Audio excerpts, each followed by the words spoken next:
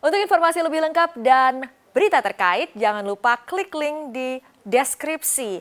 Install juga aplikasi CNBC Indonesia di App Store maupun di Play Store dan please subscribe ya guys.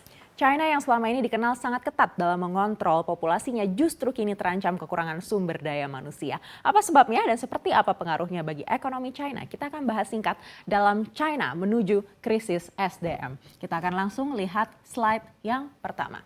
Sejak tahun 1979, China itu sudah mengeluarkan kebijakan yang membatasi reproduksi anak bagi pasangan suami istri. Efektif mulai 1980, setiap pasangan menikah hanya boleh memiliki satu orang anak. Nah, kebijakan ini lalu kontroversial begitu ya, karena secara tidak langsung juga meningkatkan angka aborsi paksa dan juga sterilisasi yang mengakibatkan ketidakseimbangan porsi kelahiran antara gender laki-laki dan perempuan. Nah, kebijakan ini semakin lama semakin menekan populasi China hingga di 2015 pemerintah China lalu mengeluarkan kebijakan baru yang memperbolehkan pasangan suami istri untuk menambah satu anak lagi. Artinya efektif sejak 2016 suami istri di China boleh memiliki 2 orang anak.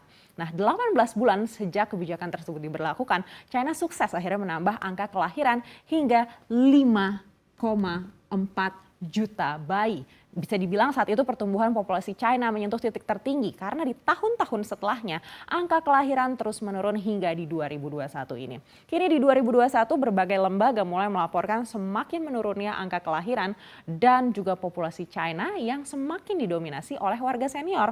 Salah seorang ekonom terkenal China, Ren Zheping namanya, bahkan merekomendasikan pada pemerintah agar menambah jumlah pembatasan menjadi 3 anak per pasangan suami istri. Menurutnya ini wajib dilakukan seiring juga dengan pertumbuhan populasi China yang terus melambat dan berbahaya bagi perekonomian China di masa depan. Kenapa berbahaya?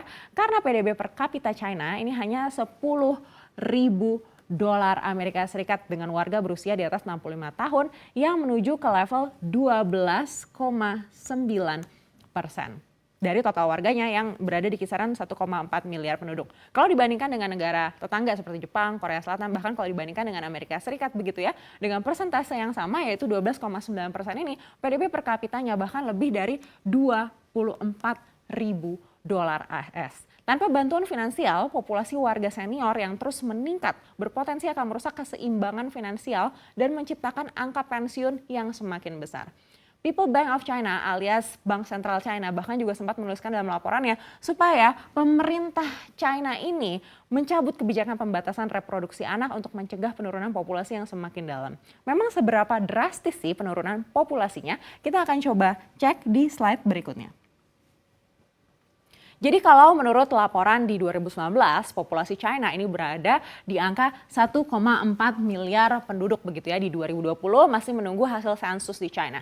Tapi diperkirakan menurun hingga ke angka 1,26 miliar penduduk. Jika di rata-rata perbandingan wanita China dengan bayi yang dilahirkan pada 2015 itu di kisaran 1,5 sampai 1,6. Nah, tahun 2020 kemarin itu targetnya sebenarnya naik jadi 1,8. Artinya bukan wanita melahirkan 1,8 anak begitu ya, tapi rata-ratanya saja. Jadi dengan asumsi tidak semua wanita juga begitu kan bisa melahirkan anak. Nah, apakah ini mencapai target? Ini yang sedang kita tunggu bersama data hasil sensus China sepanjang 2020. Tapi kalau dilihat menurut data dari Kementerian Dalam Negeri China memang terlihat penurunan di jumlah pernikahan dan juga jumlah kelahiran di China. Di 2015 ini masih ada 12,2 juta pernikahan terdaftar diikuti dengan 16,55 juta kelahiran bayi. Di 2019 lalu terlihat ini menurun begitu ya, di 9,2 juta jumlah pernikahan, sedangkan jumlah kelahiran bayinya ini juga turun hingga 14,65 juta. Nah, di 2020 kemarin ini lebih turun lagi hingga 8,1 juta pernikahan, sedangkan jumlah kelahirannya hanya 10,03 juta bayi. Nah, penurunan ini menciptakan proyeksi yang buruk di masa depan, terutama ketika dibandingkan dengan populasi India dan Amerika Serikat. Seperti apa? Kita coba cek slide berikutnya. China sebagai ekonomi terbesar kedua di dunia tentu tidak mau dong ya turun ke nomor 3, bahkan kalau bisa naik jadi ke nomor 1.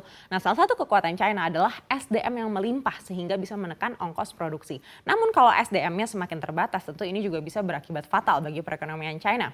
Nah, kita bisa lihat dari data angkatan kerja China jika dibandingkan dengan Amerika Serikat. Di 2019 angkatan kerja China ini masih lebih besar 5,4% dari angkatan kerja di Amerika Serikat. Tapi dengan angka kelahiran yang semakin menurun, diprediksi kalau di tahun 2050 ini angkatan kerja China justru bisa lebih rendah hingga 1,3% dibandingkan dengan angkatan kerja di Amerika Serikat.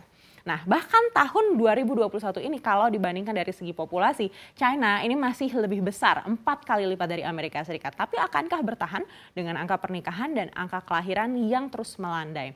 Nah, demikian juga kalau dibandingkan dengan di India. Di tahun 1800-an memang populasi China ini 2 kali populasi di India begitu ya. Tapi diprediksi di 2026 nanti populasi China dan India ini sudah berada di angka yang sama, yaitu 1,46 miliar penduduk. Dan dengan angka kelahiran yang terus menurun, diprediksi di 2100 nanti populasi India justru akan lebih banyak dari China, yaitu 1,45 miliar penduduk, di saat China hanya berada di angka 1,06 miliar penduduk. Panik nggak nih pemerintah China?